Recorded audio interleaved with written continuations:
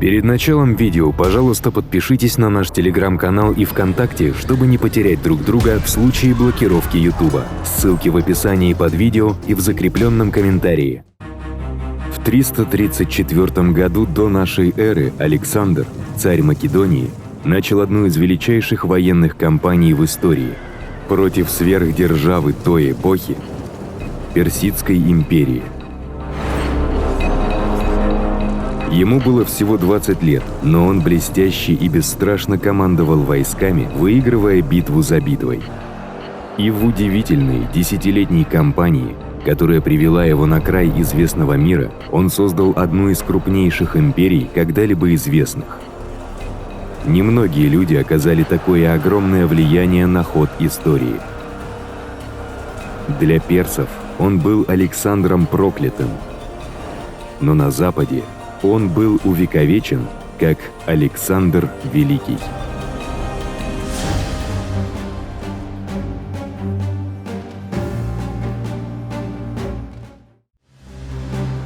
Древняя Греция. Начиная примерно с 500 года до нашей эры, эта суровая земля стала ареной удивительных событий в искусстве, философии и военном деле.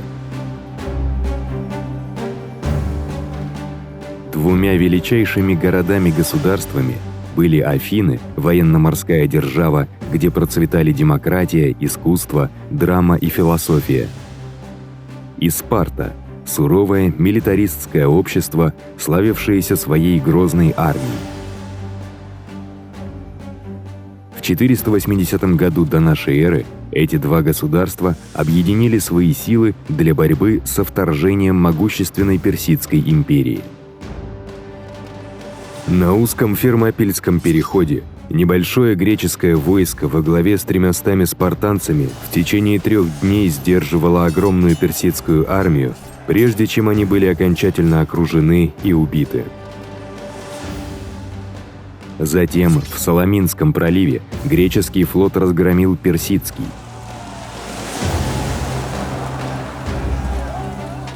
Но они не смогли предотвратить сожжение персами священных храмов Афинского Акрополя. На следующий год при Платеях греки выиграли решающее сухопутное сражение против персов и заставили их отказаться от вторжения.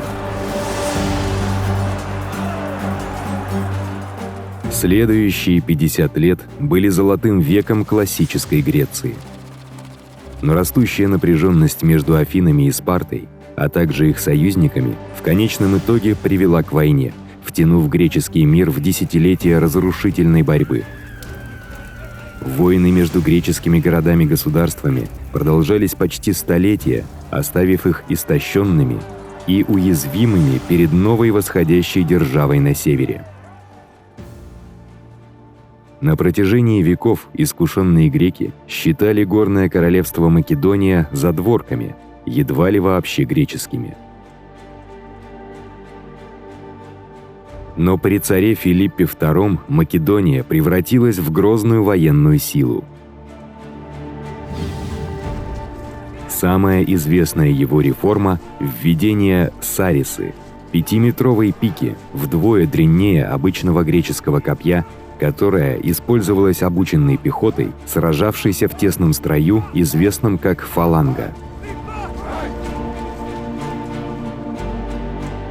В 338 году до нашей эры в битве при Херонии армия Филиппа разбила объединенные силы Фив и Афин.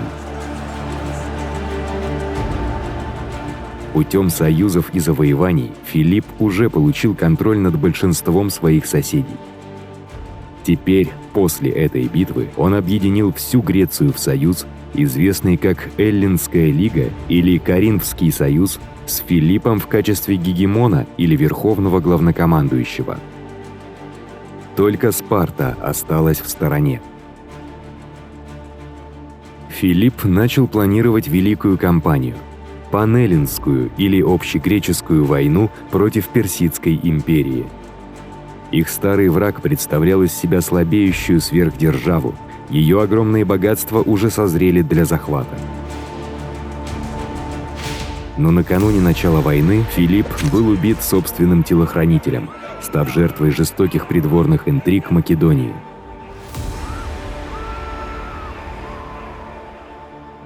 Его сменил 20-летний сын Александр.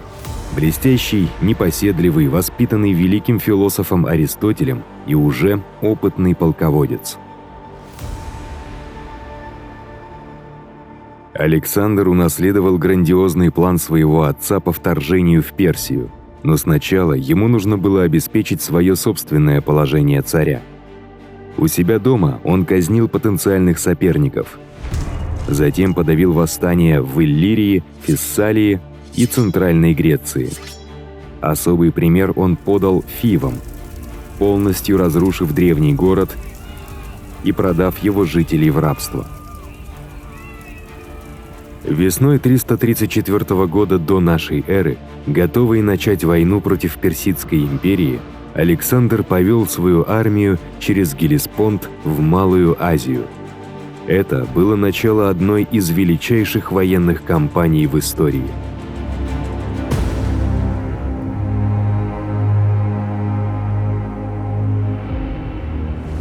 Армия Александра насчитывала около 40 тысяч человек, собранных со всех концов Греции.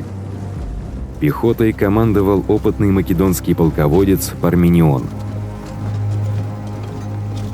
В первой шеренге 9 тысяч македонских фалангитов, вооруженных 5-метровыми сарисами. Это были профессиональные солдаты, хорошо обученные и натренированные, выстраивающиеся для боя в фалангу глубиной в 16 шеренг. Этот строй представлял собой сплошную стену из железных наконечников копий и был практически неудержим. Но им также было трудно маневрировать, и он был очень уязвим для атак с флангов или тыла. Поэтому 3000 элитных пехотинцев, гиппоспистов или щитоносцев, вооруженных более короткими копьями, охраняли ее фланги. Ими командовал сын Пармениона Никанор. Вторая линия армии Александра состояла из 7000 греческих союзников и 5000 наемников, вооруженных как гоплиты. Они получили свое название от гоплона – большого круглого щита, и несли более короткие, 3-метровые копья. Фаланга гоплитов была не столь эффективна, как македонские фалангиты, однако для того времени она была хорошо вооружена и тяжело бронирована. Агриане были элитными стрелками армии, искусными копьеметателями с территории нынешней Южной Болгарии. Другие застрельщики из Фракии и Иллирии были вооружены дротиками, пращами и луками. Ударным отрядом армии Александра были геттайры. 1800 элитных всадников, вооруженных копьем и мечом, которыми командовал Филота, еще один сын Пармениона. Александр лично возглавлял царскую конницу.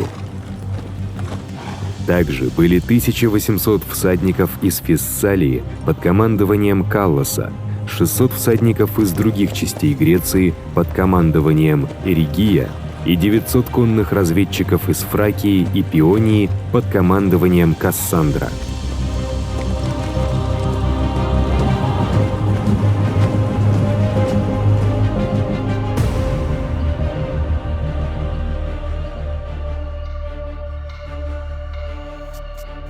Великая Персидская империя была разделена на провинции, называемые сатрапиями.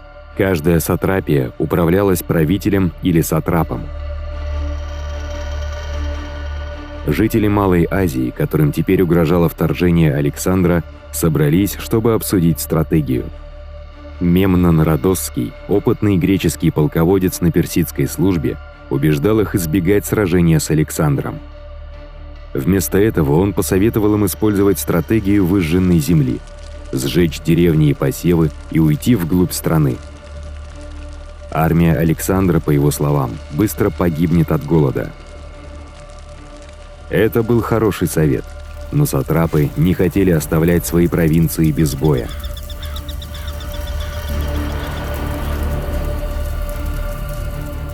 Поэтому они решили встретить армию Александра у реки Граник.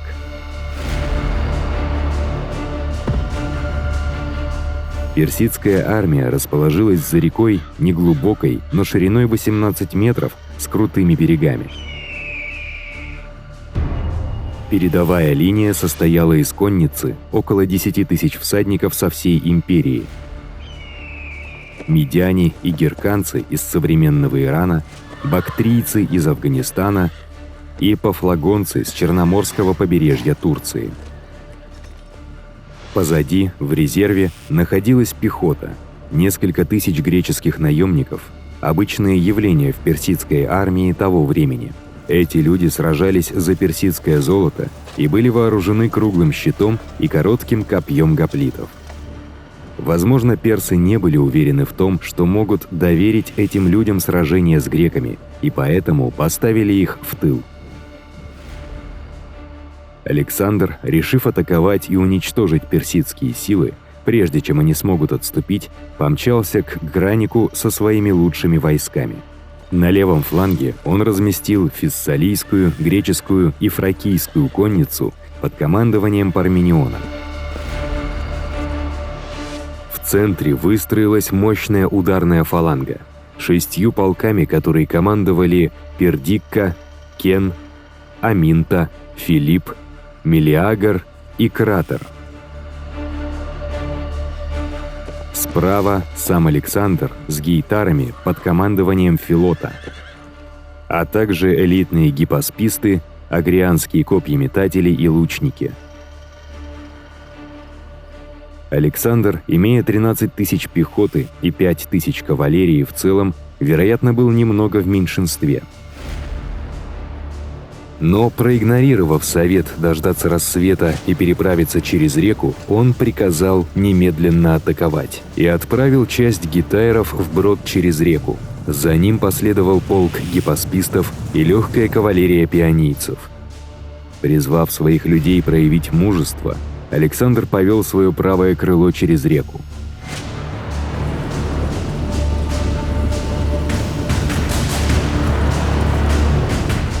Дойдя до середины реки, греки попали под град копий, дротиков и стрел со стороны персов.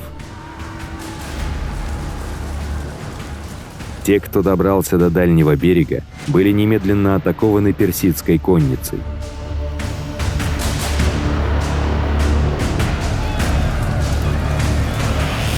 Александр находился в гуще сражения. Он первый бросился на персов, устремившись туда, где сбилась вся их конница и стояли их военачальники. Вокруг него завязалась жестокая битва. Конь бросался на коня, человек схватывался с человеком. Македонцы стремились оттеснить персов совсем от берега и прогнать их на равнину. Персы помешать им выйти и столкнуть обратно в реку.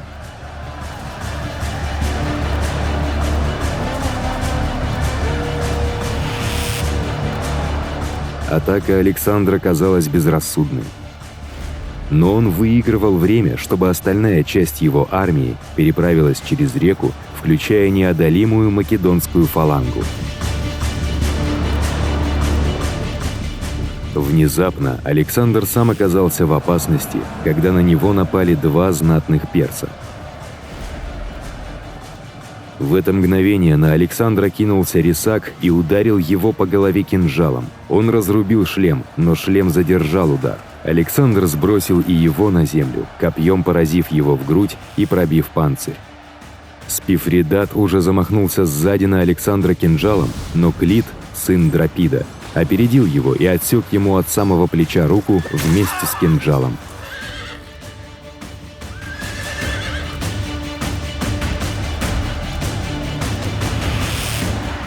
Теперь греческая армия находилась за рекой, и персидская конница столкнулась со стеной македонских копий.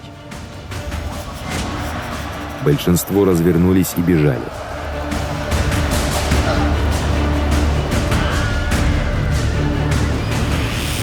Из-за скорости и внезапности атаки Александра греческие наемники Персии даже не успели присоединиться к битве. Александр в ярости от кровопролития или, возможно, считая этих греков предателями, проигнорировал их призывы о пощаде. Наемники были окружены со всех сторон и уничтожены.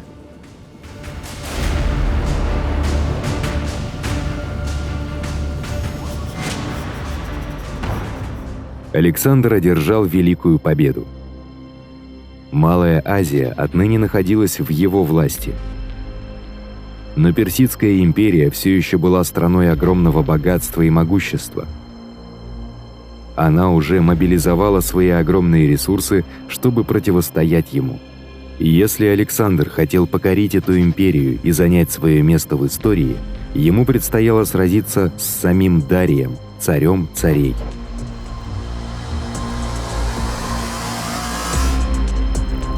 Спасибо за просмотр. Если вам понравилось это видео, пожалуйста, подпишитесь на наш канал, поставьте лайк и обязательно поделитесь им со своими друзьями. У нас есть телеграм-канал и группа ВКонтакте, ссылки будут в описании. Подписывайтесь, там мы будем выкладывать интересные материалы по истории, а также сообщать о выходе новых роликов.